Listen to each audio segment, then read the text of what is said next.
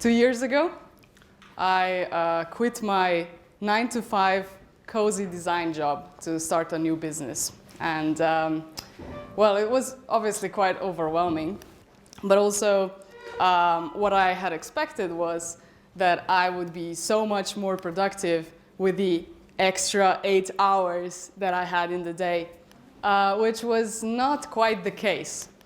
And that was quite frustrating. So I decided to start studying productivity, and I started reading books, blog posts, listening to podcasts about how to improve productivity. And yeah, I've learned a lot about GTD systems, about the Pomodoro technique, about even nootropics, and yeah, the studies really took me places. And one of the things that kept popping up was meditation. And I like to think of myself as quite a rational person and not spiritual or religious at all. So I always thought that was not something that would work for me. But faced with this new situation, I decided to take on a challenge of meditating for 10 minutes every day for 30 days. And then I would see what happens. And if it doesn't work, I can always quit. So I would sit down in the evenings every day with my earphones in, with my hoodie on, and I would listen to the sound of rain for 10 minutes, waiting for the timer to run out, basically. And I was kind of trying not to think about anything.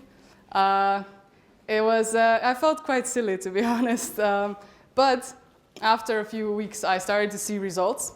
And I started to see that I was able to focus more quickly and for a longer period of time. And it was, I suppose, yeah, things were a little less overwhelming. Yes, so the problem with, hold on. Yes, let's go to, yeah, so what I'm doing here is obviously starting, but also I'm trying to persuade you to also give it a try. And I will try not to sound like a motivational speaker while I do it. So let's do a show of hands, okay? How many here have already tried meditating ever? Okay, great. What are you doing here? Yeah, how many still meditate? That's a good question, yeah. Yeah, okay. I will be sharing a tip for you later on in the talk, so, don't go anywhere. Anyway, so for those of you who are not familiar with meditation, I think that meditation has a big PR problem. Maybe not as big as United Airlines or Uber's, but it's still quite a big problem. For someone who's not familiar with it, meditation might look something like this. And it doesn't have to be like this, okay? And this is just one of the meditation myths that I would like to tackle today. One of the things that I thought before I started meditating was that meditation takes a lot of time, which is actually incorrect. It turns out that 10 minutes per day can actually rewire your brain enough so that you can see benefits. So I guess the myth number 2 is that it might make you passive or make you care less about your work, or that it might make you less creative. That was definitely something that I kind of feared, which also was not the case for me. And the third myth is that it's hard to do, which also is untrue. And let's get to how it's done actually. So basically, this is the most basic technique, I think, on how to meditate, which is you inhale for 5 seconds and you exhale for 10 seconds, and you just repeat those 2 steps. And while you're doing that, you try, your attention will wander, and that's natural. And the point is not to prevent that, but to catch your thoughts as your attention wanders, and let go of that thought and bring your attention back to the breath. Yes. So you want to kind of do this every day, if you can, so that you work out this attention muscle. Right, so how does this apply to our everyday lives? Well, that's called mindfulness, and basically the lessons that we learn from meditation can be directly translated into our everyday lives with this concept of mindfulness, which is a mental state achieved by focusing one's awareness on the present moment. So you can mindfully cook, you can mindfully even work, you can mindfully run, or whatever. Yes, so let's get into how exactly this translates into our work lives. One of the most, I suppose, where I saw the benefits the clearest was my ability to focus. We are constantly bombarded by requests for our attention throughout the day. So there might be a coworker wanting the file or something, or we get so many Facebook notifications every day. There's just so many requests for our attention, and that actually affects our ability to focus. Not only that it interrupts that particular moment when we're working and a notification pops up, but we're also, like, our brain changes so that it adapts to this constant interruption. So basically, meditation can be almost like the gym for the mind. And I'm not just saying that. Oh, sorry. Yeah. Nope. That's not. No. Yes. So I'm not just saying that. There were studies made that support this. There was a study made by the Harvard Medical School, and they studied kind of the brain, and so they took a look at long-term meditators, and they found out that they have a much lower brain activity in this particular place in the brain, which I'm not going to even try to pronounce. That is kind of almost, we can almost expect this, but you don't need a lot of time you don't need to practice meditation for a long time to see the results, because it turns out a different study showed, there was a study by Wake Forest University School of Medicine that split people into two groups. One of the groups was given an audiobook to basically listen to 4 times. And the other group was given mindfulness meditation session 4 times as well. And they discovered that the mindfulness group showed a huge improvement in ability to focus as well as memory. Okay, this is that's it on focus. There was another benefit that I personally saw, which is my ability to deal with the overwhelm. Because when you start a new business, especially in Slovenia, there's so many new things to learn with the paperwork that you suddenly have to fill out, with the taxes and the stuff that I still don't know about, to be honest. And there's just it's just so overwhelming. All of these new tasks that you have to complete all of a sudden are very overwhelming. And for me personally, overwhelm normally results in procrastination.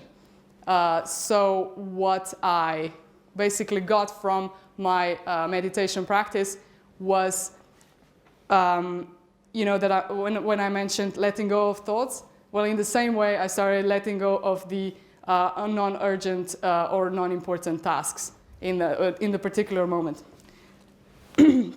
Oh, sorry.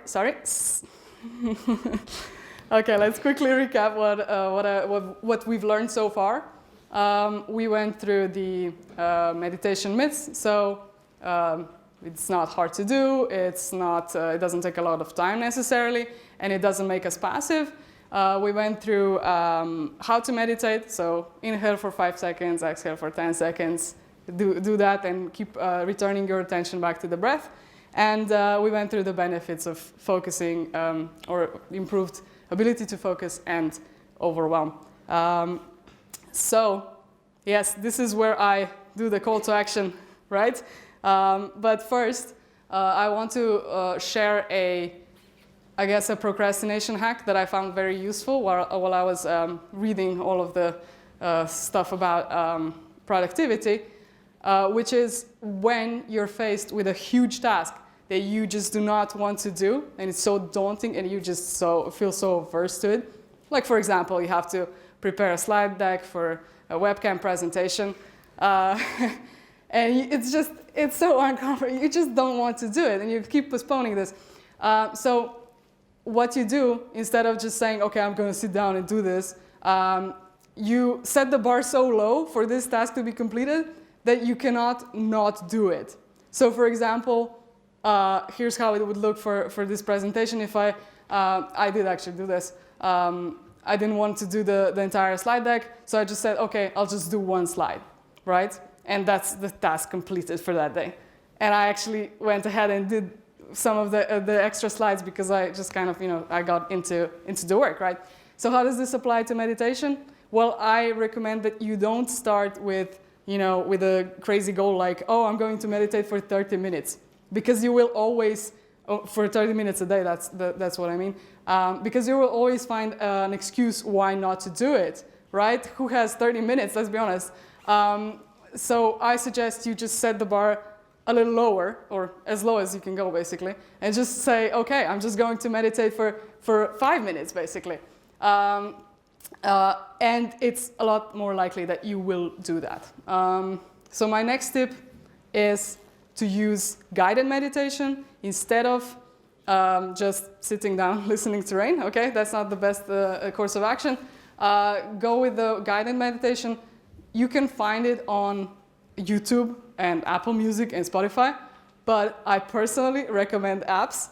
And I should probably get a cut out of every sale I make of this app, which is Calm. I personally use this. My friends now do as well. So, but there's plenty of other options as well. Try them out and see if it works for you. Okay, to kind of wrap up this talk, my challenge to you today today is Saturday, tomorrow is Sunday. Give it a try tomorrow. And if you want some accountability, come up to me after this talk, and I will take your email or something, and I will ask you on Monday if you've done it or not, okay? So, yes, thank you so much for listening. I have been Heidi Pun. Check out this link for notes, links, slides, and eventual recording of the talk. Yeah, So the question was whether I meditate with my eyes closed or whether do I focus on on something else. Yes, I actually do close my eyes. It's really, it's a personal choice, obviously. It just works for me, so yeah. So the question was, okay, let me just recap that. There was this study that was comparing two groups. One was listening to audiobooks, and the other was taking sessions on mindful meditation. Live sessions? Yes. And the other question was, what's the difference basically between these apps and or guided meditation and audiobooks? Was it? I mean, because in the end you recommended those apps. Yeah. And so I thought, is that what you would recommend, or would you recommend live sessions? No, I would actually recommend guided meditation, because it's much easier, especially for a beginner, to be constantly reminded. But there's a huge difference between audiobooks and guided meditation. Okay. In terms of audiobooks give you content, while guided meditation, technically it shouldn't. It should just keep reminding you. So there's a voice or a person basically describing, well, you should probably see it for yourself, but it's a person describing, okay, relax, get back to the breath and stuff like that. So they keep reminding you of that. Yeah. So the question was, what do you do when you don't have 5 minutes in your day to meditate? Yeah. It's time to reevaluate your life, I suppose. I don't know. Right. The question was, what environment do I personally need for meditation? Well, actually, this is very personal. This is whatever, you know, for you it might be different. But I've actually meditated on an airplane before, and it's not that important when I have my headphones in and eyes closed. It's not that important to me what happens, what's going on outside of myself, basically.